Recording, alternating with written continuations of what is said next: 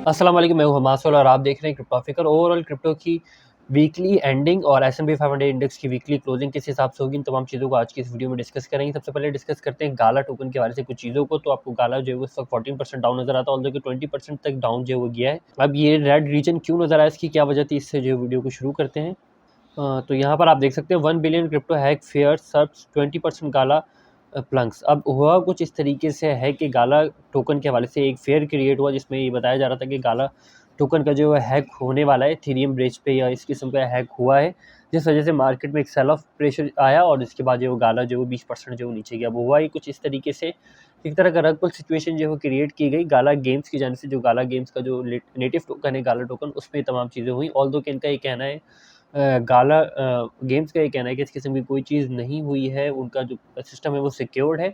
और ओवरऑल ये तमाम चीज़ें जो हुई हैं वो यहाँ पर आप देख सकते हैं। All Gala tokens on Ethereum as well as underlining bridge collateral are safe and affiliated from tweet. तो स्टिल हैक का फेयर और ये तमाम चीज़ें, असल में मेन प्रॉब्लम जहाँ पे आ रही है, जो रिसेंट डेज में जो हैक्स हुए हैं वो जो है वो यहाँ पर ये ब्रिज वर्ड जो आपको नज़र आ रहा है, ऑल्दो कि इसी दौरान ही जो है वो हैक्स होते हैं डिफरेंट तरीक़ों से।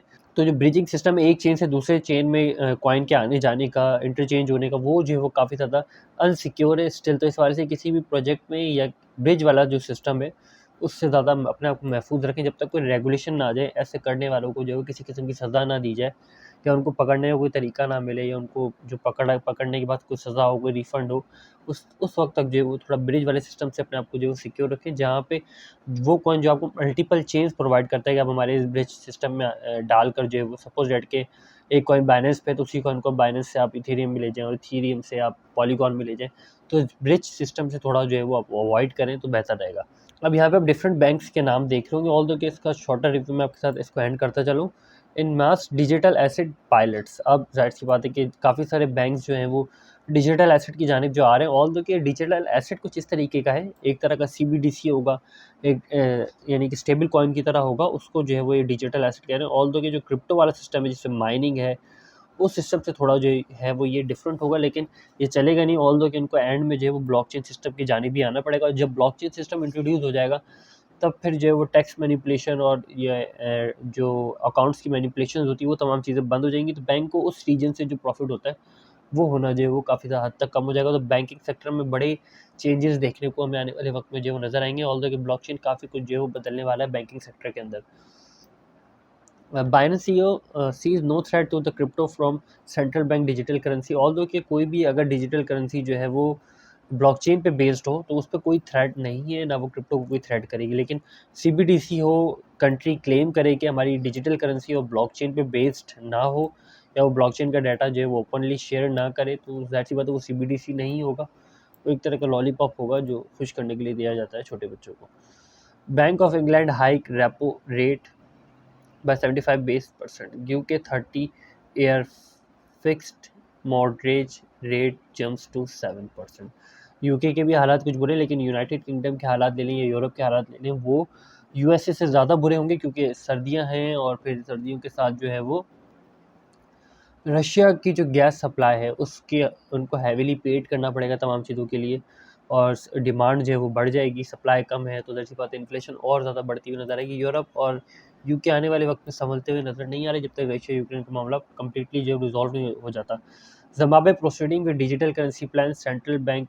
अब आप ज़िम्बाब्वे को देख सकते हैं, नाइजीरिया को देख सकते हैं, हांगकॉन्ग को देख सकते हैं, काफ़ी सारे छोटे-छोटे मुल्क, काफ़ी सारी छोटी-छोटी एडमिनिस्ट्रेशंस जो हैं वो CBDC की जानिब जा रही हैं। कुछ बड़े मुल्क जिसमें इंडिया है वो भी CBDC पायलट में जा चुका है, रशिया CBDC पायलट प्रोजेक्ट में जा चुका है। डिफरेंट बैंक अभी हमने थोड़ी देर पहले शेयर किया, वो पायलट प्रोजेक्ट्स में जो है वो जा चुके हैं। आने वाले वक्त में CBDC का काफ़ी ज़्यादा जो है वो पोटेंशियल हमें नज़र आएगा। Natural gas price hike hit crypto miners in Iran. ज़ाहिर सी बात है कि गैस प्राइसेस हाई होंगी तो, या कोई भी जो एनर्जी कंजप्शन की चीज़ है वो हाई होगी तो प्रॉब्लम होगी। ऑल्दो कि देखना ये है कि इथेरियम की शंघाई अपग्रेड आने के बाद इथेरियम प्रूफ ऑफ स्टेक में कितना दम है, उसको भी देखना जो है वो स्टिल बाकी है।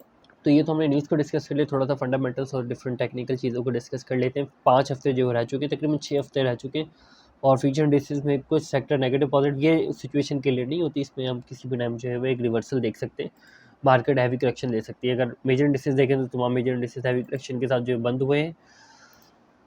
और ज़रा कल की यानी कि जो आज की मैक्सिमम प्राइस वो तकरीबन 20 साल के करीब है। नेक्स्ट जो ऑप्शंस की next volume interest open interest volume के साथ है 11 नवंबर भी है और 30 नवंबर। 11 नवंबर को देख लेते हैं 20,000 और 30 दिसंबर को देख लेते हैं 21,000 के करीब। ऑल्दो कि कोई खासा चेंज या मार्केट में पोटेंशियल ट्रेडर्स को नज़र नहीं आता जो ऑप्शन में ट्रेड करते हैं। डेली टाइम फ्रेम में ओके भी परफॉर्म करता हुआ नजर आ रहा है। ऑल्दो कि इस पूरी बेयर मार्केट में ओके भी, ट्रैक्स और मैटेक ने अच्छा परफॉर्म किया। ऑल्दो कि जब सीबीटीसी का बहुत ज़्यादा चर्चा हो जाएगा तब ट्रैक्स को काफ़ी ज़्यादा प्रॉब्लम जो है फेस करनी पड़ेगी, तब ट्रैक्स की वो सिचुएशन ना हो।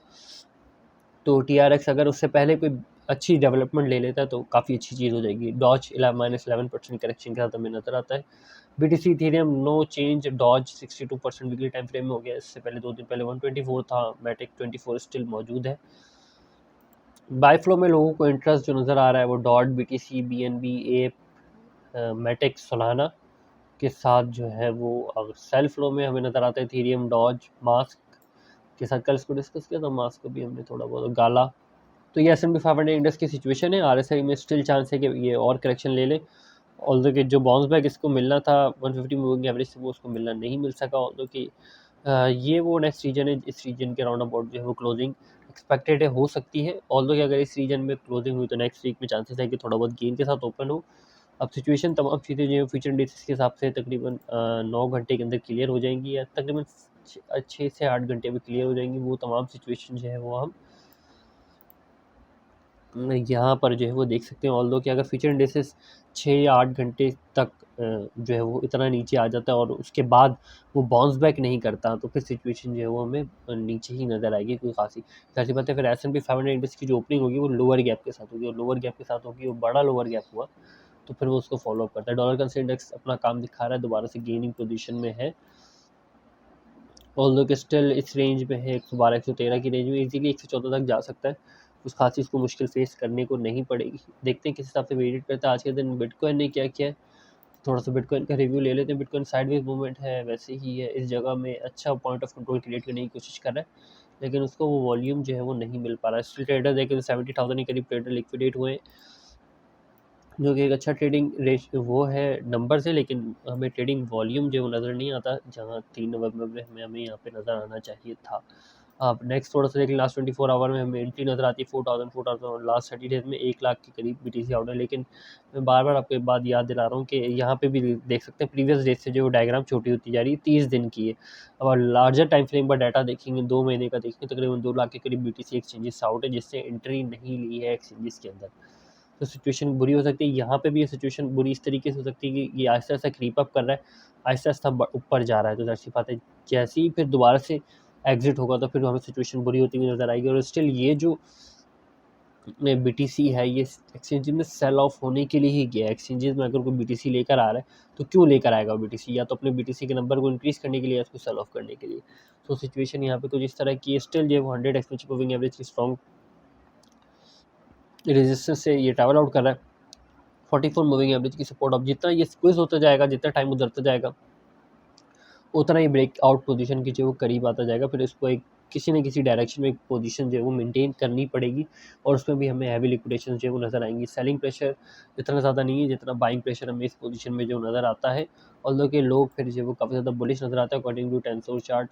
काफ़ी ज़्यादा तो नहीं बस थोड़े बहुत, लेकिन पॉइंट ऑफ कंट्रोल को देखें तो point of control continuous basis पे जो नीचे आ रहा है और नेक्स्ट पॉइंट ऑफ कंट्रोल इस रीजन पे तक जाने के चांसेस हो कि 19,800 और तकरीबन 19,300 की भी रेंज हो सकती है। अगर इस पॉइंट ऑफ कंट्रोल को जो है वो तोड़ देता है तो फिर नेक्स्ट रीजन ये वाला होगा। अब इसको थोड़ा सा weekly time frame moving averages के हवाले से देख लें